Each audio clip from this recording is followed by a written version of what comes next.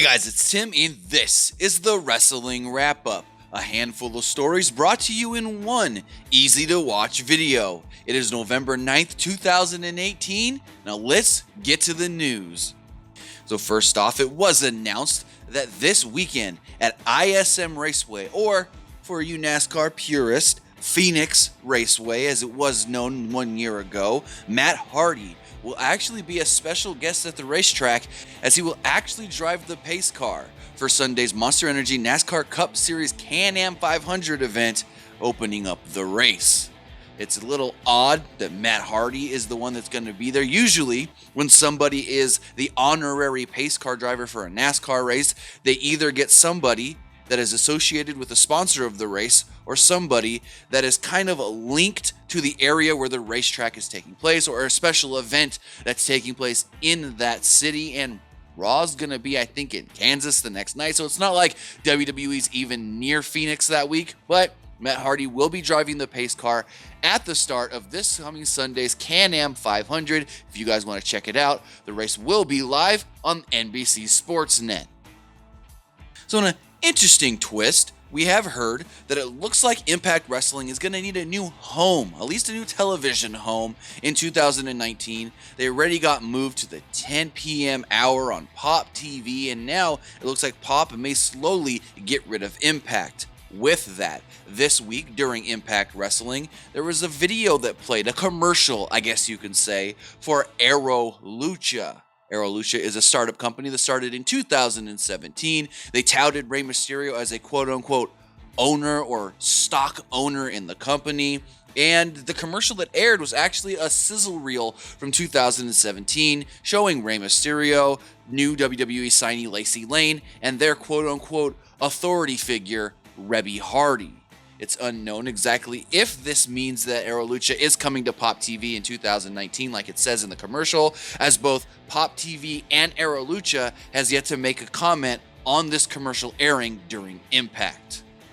So a fan on Twitter sent a tweet out to Kenny Omega, kind of fantasy booking a match he would like to see in the WWE, stating the following: "Been so impressed with Buddy Murphy this year.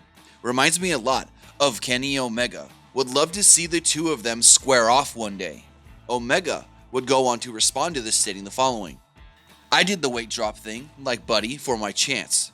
I'd love for him to get back to where he's comfortable and face him at full power." Current WWE Cruiserweight Champion Buddy Murphy did see this and quote tweeted Omega, stating the following: "Power is always full. Whether it's sooner or later, this will happen. Let's do it." So let me know your thoughts in the comments below on what you think of a possible Kenny Omega versus Buddy Murphy matchup. I mean, first off, the two have to get within the same company to even make the match feasible, and many people do think Kenny Omega could be coming to the WWE in 2019 when his contract does expire with New Japan Pro Wrestling. So we'll see if this could ever happen, whether it's in a year, 2, 3, or 4 years. Both men are up for it. And something new we're doing here on the Wrestling Wrap-Up, it's This Week in Pro Wrestling History, where we give you a iconic or big moment that happened this week in pro wrestling history.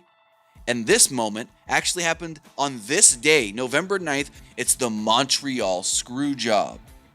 Bret Hart was defending the WWF Championship against DX member Shawn Michaels. Bret Hart was getting ready to leave the WWF to go to WCW. The story goes that he asked Vince McMahon for more money when he was negotiating a new contract. He told Vince, "WCW's offering me this." Vince said, "Honestly, I can't offer you that much. I need you to take a pay cut. For you and your family, it may be better for you to go to WCW." With that, Bret was still the WWF champion. Going into Survivor Series in Montreal, they wanted him to drop the title. He said, "No, I'm not doing it in Montreal." So what happened? The Montreal Screwjob.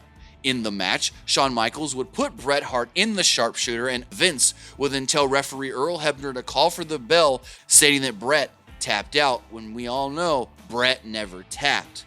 This would be one of the most infamous stories in all of pro wrestling for many, many, many years to come, as after the match, Bret would go on to to sign the letters WCW in the middle of the ring, spit in Vince McMahon's face, and not show back up in WWE for many, many years.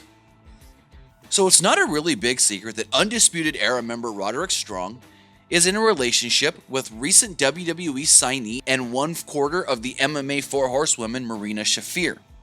The two had a child a year ago, and they just recently got married. The two had been posting throwback photos throughout their relationship over the last couple of weeks on their Instagrams, counting down the days till they got married, and Roderick Strong shared this photo yesterday stating hashtag we got hitched, hashtag the Strongs, hashtag love, hashtag greatest day ever. So it looks like the two did tie the knot on November 7th, and we want to say congratulations to both Roderick Strong and Marina Shafir on their recent nuptials. So Neville, former WWE superstar Neville, now going by his old name Pac, recently resurfaced in Dragon Gate. With that, he has worked a couple shows for the Dragon Gate promotion, and it was announced that he will be wrestling for Defiant Wrestling coming up January 5th and February 16th. A spokesman for Defiant Wrestling told Chronicle Live the following: "In the last 3 years, we've taken Defiant all over the world, but this still feels like a landmark moment for both the promotion and wrestling in Newcastle. We're a part of the world that's rightly proud of celebrating our success stories. So, to bring one of the best entertainers in the world home for his first independent show here in nearly a decade is something we hope everyone will be excited about." So, as he's calling himself now, the King is Dead Pac will be appearing for Defiant Wrestling in Newcastle coming up on January 5th and February 16th. Tickets on sale now. So we all know that Triple H just recently underwent pectoral surgery, and now it looks like popular indie star Joey Ryan is going to do the same. At last night's MLW Fightland tapings in Chicago, Joey Ryan revealed that he suffered a torn pectoral muscle on Wednesday in Austin, Texas.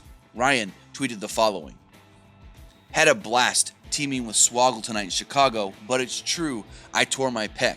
Heard it's going around. Last night in Austin. Unfortunately, I need to pull off of Pro Alter and Southside WE for the rest of the weekend so I can see my doctor and figure out the severity of it."